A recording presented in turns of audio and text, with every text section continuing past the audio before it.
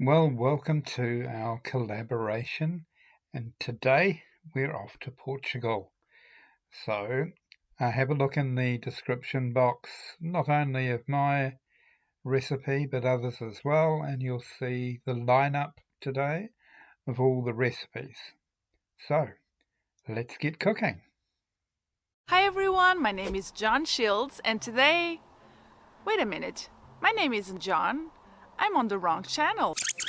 Let's start again. My name is Sofia, and my channel is called Beet The Rush. Today, John is going to cook Pastéis de Nata, which is a traditional recipe from my home country of Portugal. You probably know what I'm talking about, but if you don't, you're in for a treat. And I'm here to keep an eye on the way John cooks it, so let's get cooking. Right, as Sophia has so rightly said, let's just get cooking. So, the first thing that we're going to do is actually combine our eggs with the sugar. So, we've got one whole egg, which we're putting in, and then 2 egg yolks, which I'm sure I'm going to be very nervous about filming. Alright then, so I didn't film it. But it is, you think it's easy doing everything in front of a camera. It is not. It makes it doubly hard because you're so aware of what you're doing. So we're now going to add 45 grams of sugar, which is about 4 tablespoons. And we're just going to combine that quickly. Right, I've combined that, so now I'm going to add a teaspoon of ground ginger,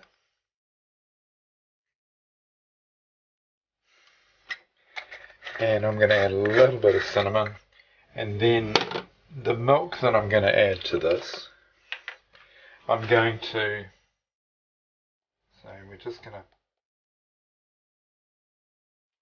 just a little pinch of cinnamon there. But the milk I'm going to add to this in a saucepan, which is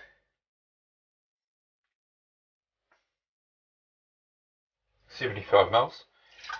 So I put that in the saucepan, just over here, and then into that I will add a cinnamon stick. Well, if it's a small one I'll add 2, but this is a big one, so we'll pop that in there, and then I'm going to put it on the heat for around about 3 to 5 minutes, and then we'll come back and we'll start adding that to the rest of it. Now, to lessen the chances of the splitting, we're going to add the whipping cream prior to the addition of the hot milk, and that'll help to stop it from splitting. So it's 150 mils of whipping cream. Oh, it's always a good recipe when it's got cream in, isn't it? I don't know about you, but particularly when I'm baking, if it's got cream in, then it's got my vote. So, right, we'll come back when this cinnamon stick has done its bit. I'll take it out of the milk and we'll pop it into here, because I've added the whipping cream into there.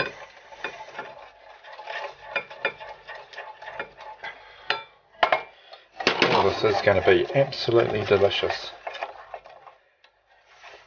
Might have to move to Portugal. They look like they've got better food than we've got here in New Zealand.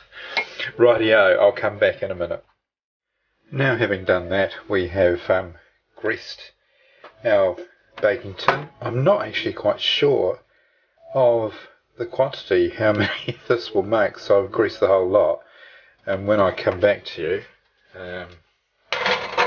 I'll tell you how many exactly to grease for. Here's our milk, so I'm going to just drizzle that in slowly while I combine it.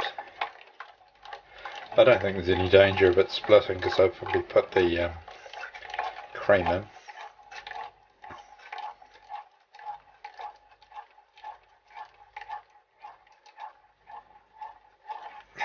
There you go.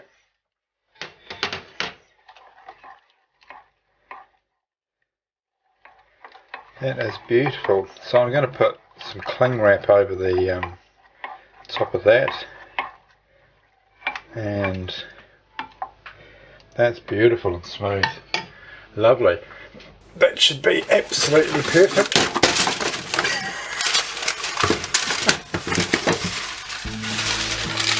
Ah dear. Well, I can't actually unfilm that. Because I can't actually take the milk back out. So, we're back where we were. We'll just put some cling wrap on this. I'm sorry, I've completely lost it. I didn't expect that to fall off the shelf. Anyway, it's provided a bit of entertainment. That's going in the fridge. I'll come back later. So I've rolled this out about as thin as I can, and I've found a pie dish which is quite a lot bigger than the size that I'm making, but I need it to do the bottom and the sides. So we'll just take that out and we'll grab our tray and we'll pop it in here. Now the idea is that we want to squeeze this. By the way, if you've got long fingernails, this is very hard to do without actually perforating the sides. So you don't want these too high on the sides, because if they do, they'll curl up and cover that beautiful filling. So just push it out like this. Now when we do bake these, we'll bake them at around about 250 to 270. So if your mixture is getting close to that hour, where it's got to come out of the fridge and into the casings, get your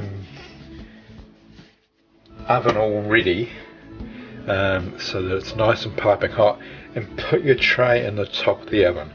The idea in this dish is actually to slightly burn the top. That's the tradition.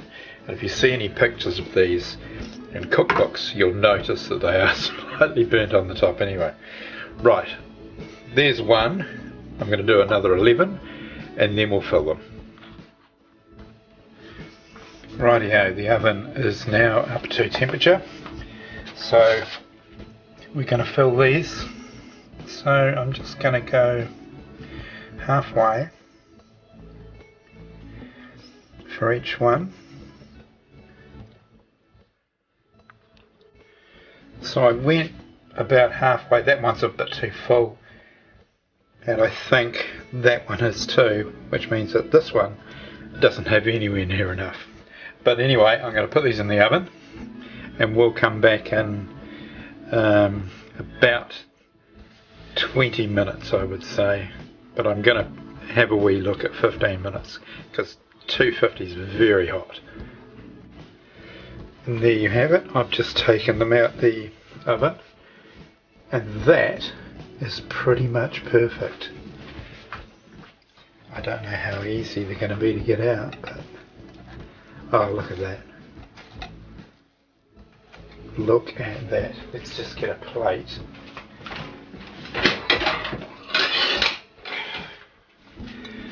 And pop that on. Sorry, it's a little dark, but it's the evening here. So That is perfect, cooked all around. Once that's cool, you can't see that now, can you? I'll just pan up so you can see that, this one here. Once that's cool, I'm going to cut into it and give it a taste. But they are just fabulous. And that's them out of the oven and out of their tray. And as you can see, we've just started to go through the the dark side of burnt, but not burnt, on the top there, so they are perfect.